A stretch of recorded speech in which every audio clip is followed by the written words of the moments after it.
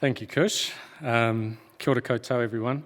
I've been in the industry for a while, I think about 22 years, and some would say maybe I don't know how to do anything else anymore. But look, I absolutely love this industry, how dynamic it is, and how it truly shapes what we do both today as a current generation, but equally for future ones. We're into the last session. I know some people are probably starting to check the motorway and see how busy things are, but bear with me. I want to thank Craig Young, Kush and the team at Two Anns for running this event today. Equally to acknowledge the Honourable Minister Mark Patterson for joining us today.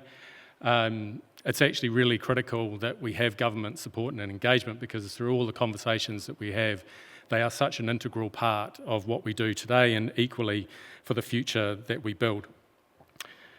It's great to see how the Connectivity Summit is evolving, starting to tackle some of the bigger questions shaping our industry and our country. So why can't we have 100% of New Zealanders connected? And maybe another way to look at it is, what will it actually take to make it happen?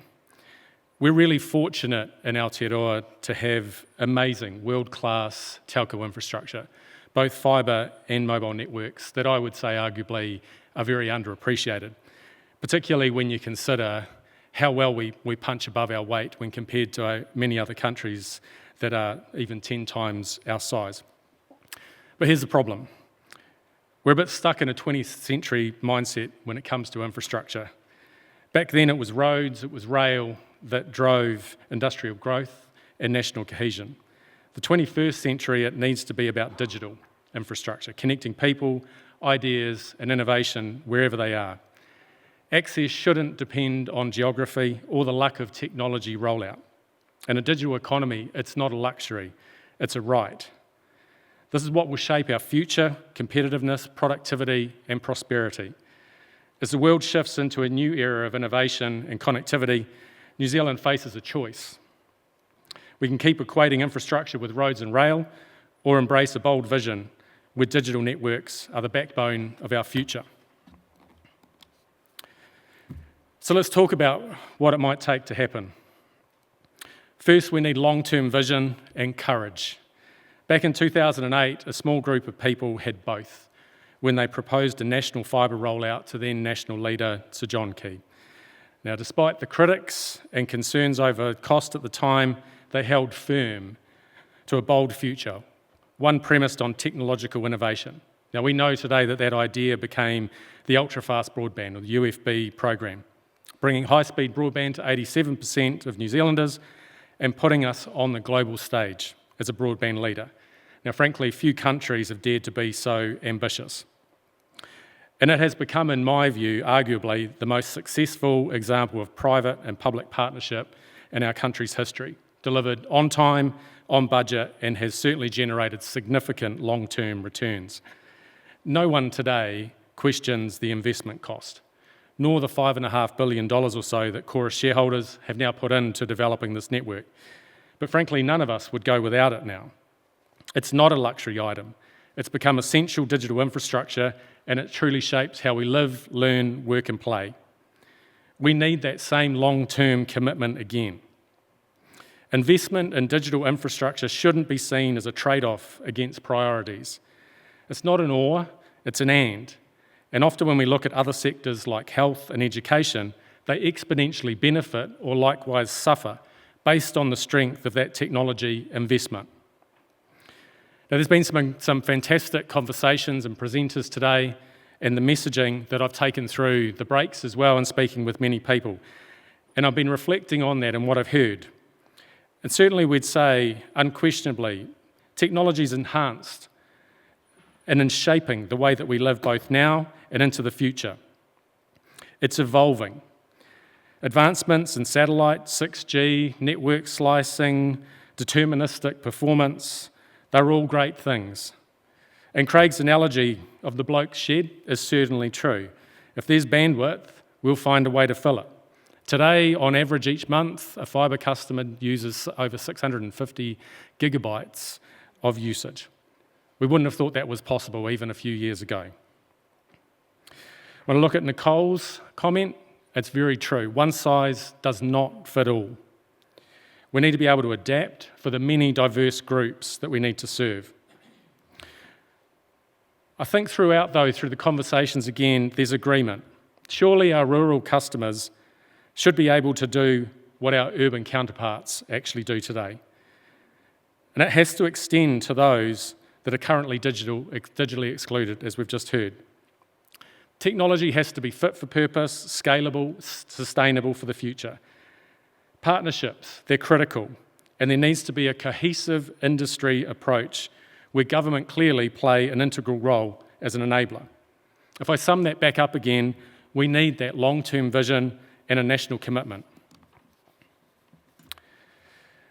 Secondly, we need to recognise our leading innovation and celebrate it with pride.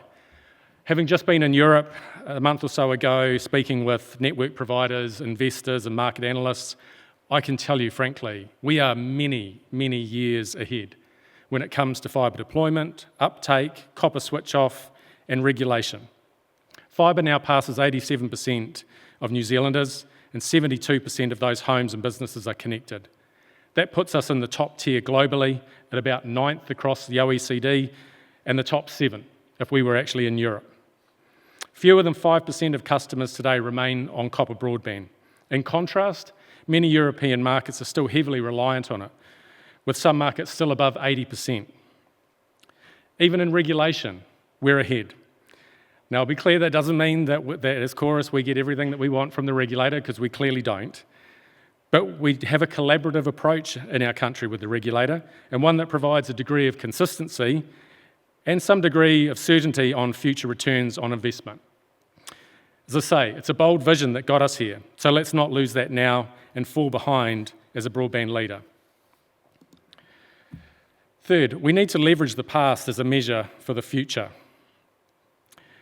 We're not testing theory anymore when it comes to fibre, and yet we're often too quick in our country, unfortunately, to list the reasons something can't be done, when we should be celebrating what we've achieved, the benefits it's delivered, and thinking about how we can build on that momentum.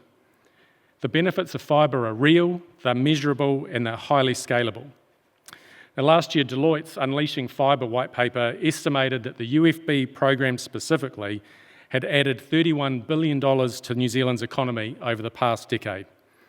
It highlighted how fibre-dependent industries like film, animation, gaming and cloud services have flourished. And the gains don't stop there. Deloitte projected those benefits could grow up to $160 billion over the next 10 years. But to unlock that potential, we need to go further. The report proposed expanding fibre coverage from the current 87% to 95% of the population. Now, beyond 95% isn't really viable due to our population density, but at 95% alone could add another $17 billion of economic benefits. Now, as Chorus, we've estimated the cost to reach that 95% is about $3 billion. Frankly, that's a pretty strong return on investment. $3 billion in for 17 back in 10 years. And especially when we compare that to roughly the $30 billion on road spending over the same period, which frankly, a lot of which goes to resilience of the status quo. Now, we've submitted a proposal to the government through the IPP process because we believe there is a true case for expanding fibre further. But I have to be clear, Chorus can't fund this through shareholder capital. The returns aren't ours. We make a geographically consistent averaged ARPU each month. These gains are national productivity benefits, and it's the kind of long-term investment that our government should be leading. We also need to enable a digital economy for all. This isn't about streaming Netflix. Imagine a world where farmers are using precision agri-tech to optimise yields or monitor real-time pricing, and then where they're connecting directly to global markets. Or in remote healthcare, where providers are using telemedicine to deliver specialist care where no travel is needed. Students, whether rural or in urban, can access the same resources through virtual classrooms. And for SMEs, where they're able to scale up using digital tools, cloud and e-commerce platforms to reach global customers. Now, this isn't some distant future. It's actually happening right now. And the more that we expand fibre, the more New Zealanders will unlock its potential. Now, of course, it's not all going to be fibre. In places where that's not viable, we need high-quality fixed wireless and satellite that must play a complementary and vital role. For us, next month as Chorus, we're nearly doubling the speeds of two of our most popular fibre plans for free. That will see, as part of our big fibre boost, and the second time that we've done this, our 50 megabit plans will jump to 100 and our 300 megabit jumping to 500. Now, frankly, that's a win for fibre users, but it also highlights the growing gap for the 13% of New Zealanders without access to high-speed fibre broadband. But what really matters most is that everyone deserves the right to participate in the digital economy. That means access to infrastructure, again, that is fit for purpose, scalable, and future-proof. Global demand for high-speed capacity is only growing. It's driven by remote work, data-heavy applications, and digital commerce. If New Zealand wants to stay competitive, we need to stay ahead of that curve, and others are moving rapidly. Australia, who are currently ranked 55th in the world for fibre and some way back from ourselves, are now investing heavily to catch up. We can look to markets like Singapore and South Korea that are already there with base fibre plans at 10 gigabit speeds. Now, we have 8 in New Zealand and very few that are on it, but they're building for a future. They're not waiting for that demand, and I believe so should we. At Chorus, we're committed to unlocking Aotearoa's full potential, and that means bridging the digital divide between urban and rural and continuing to expand fibre wherever viable. We're nearing completion of our $40 million Fibre Frontier program, which has brought fibre to 55 communities and nearly 10,000 homes and businesses. But large-scale expansion from here, as I said, needs government support. So we're shifting some of our focus, looking for new ways to help communities outside our current footprint to get connected.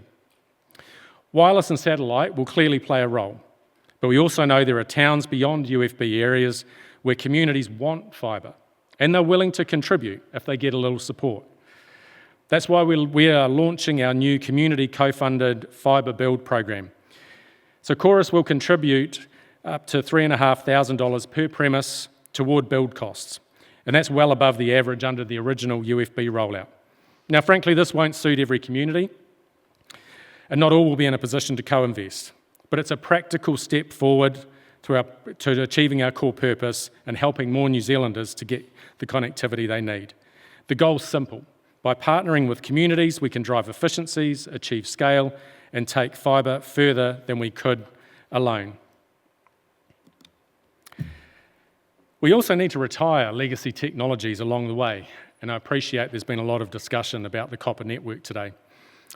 Legacy networks, frankly, they've served us well, but they can't keep up. They lack the speed, resilience, and quality that today's digital economy demands. As data use surges, technologies like copper are falling behind and becoming harder to maintain. To manage this shift, we need clarity and we need coordination. Regulatory certainty is essential. These transitions take time, so they need to be well signalled. We need a long-term, structured approach that brings everyone to the table. Network and retail providers, government, the Commerce Commission, MB, and other advocacy groups. Together, we're all responsible for ensuring a smooth transition that puts customers first. And we're already seeing this in motion today. We know mobile operators are preparing to shut down the 3G networks by the end of 2025, and as Chorus, we've outlined our ambition to move to a single modern fibre network by 2030 and retiring copper gradually over that period. Of course, as an industry, we're all focused on the essentials: coverage, access to emergency services, and the availability of alternative options. These transitions must be handled with care, and that's again why we have signalled so far in advance of shutting down the copper network at 2030, so as a group of stakeholders, we can work backwards on what it is we need to believe to achieve that. And this won't be the last time that we face this challenge. Technology keeps evolving, and we must evolve with it. Running outdated, uneconomic networks isn't sustainable, especially when better alternatives are already there. And further, it only limits innovation and investment. We also all have a social obligation to drive digital equity, in my view. Chorus, we reset our strategy last year, anchoring it around a clear purpose statement. And that statement is about unleashing potential through connectivity, enabling better futures for Aotearoa. And that reflects an intergenerational role that we play through connectivity in helping both current and future generations. Again, we believe everyone has a right to participate in the digital economy. Yet today, 1 in 5 people across Aotearoa are digitally excluded. Now, we count that as roughly 400,000 households, and we've seen different numbers today. The 400,000 that we see are premises where there is not a meaningful digital package available for that premise to participate. Now, that's at 380,000 odd households. That's a pretty staggering and embarrassing statistic, particularly when you consider that core services for government, banking, retail and healthcare are increasingly being digitised. And frankly, we'd also recognise that it's often those people that are being digitally excluded that need those services the most. Now, there are many reasons for digital exclusion, and I think, to be honest, as an industry, they get overcomplicated. When at its core, it's pretty simple. It's 3 things. It's access, affordability, and adoption. And as you've seen through some of the speakers, as Chorus, we've taken action. Over the 6 months to this coming June, we have run a proof of concept trial with 1,500 low-income households to explore the role that we can play to remove these barriers and actually enable those households to participate in this digital economy. Also, through our charitable partnerships, we're also tackling related challenges through device access, digital literacy, and flexible pricing. But to scale a real solution, we need industry, RSPs, government working together. This really shouldn't be optional.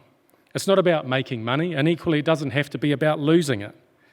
We all have a role to play in delivering digital equity and ensuring that every New Zealander has an opportunity to connect and thrive. And if you share in that passion, I would encourage you all to reach out and join me. We can see the passion through people like Vic and Pete, Rose and Lee, but they can't do this on their own. We actually need the support of all of our stakeholders across industry and across government to actually make a meaningful difference. So in summary, again, digital access has to be a right, not a privilege. New Zealand's already proven it can lead on the global digital stage, but we can't afford to coast. The pace of technological change is accelerating and the demands on our infrastructure are only growing. If we stand still, we absolutely risk sliding backwards, undermining the investments that made us a broadband leader and drove major gains in productivity and economic growth. It's time to rethink what infrastructure means, not just roads and rail, but the digital backbone of our economy. That's, again, what will position Aotearoa as a 21st century hub of innovation, inclusion and opportunity. As I said earlier, roads and rails built the economy of the 20th century. 21st, it's digital infrastructure that connects our people, our ideas and our innovations, and that is what will propel our country forward. The recent investment summit showed the capital was there. The opportunity is real. Now we need the mindset, vision and courage to match it, not just for today, but for the future generations to come. So here's what I'm asking. Join us in our commitment to digital equity. There's enough passion, capital and capability in this room to make a genuine difference. Back it with action, not just words. Allocate the resources, support the initiatives and measure the impact. Collaborate across sectors to build a truly inclusive digital future. And finally, hold ourselves accountable and return next year with real progress to show. It's great that we can turn up here and have conversations and meet people that we know, but it's really easy for us to go away and turn up a year later and nothing's really changed. So let's make sure every New Zealander can participate in this digital economy because it shouldn't be optional. It should be a right for all. Thank you.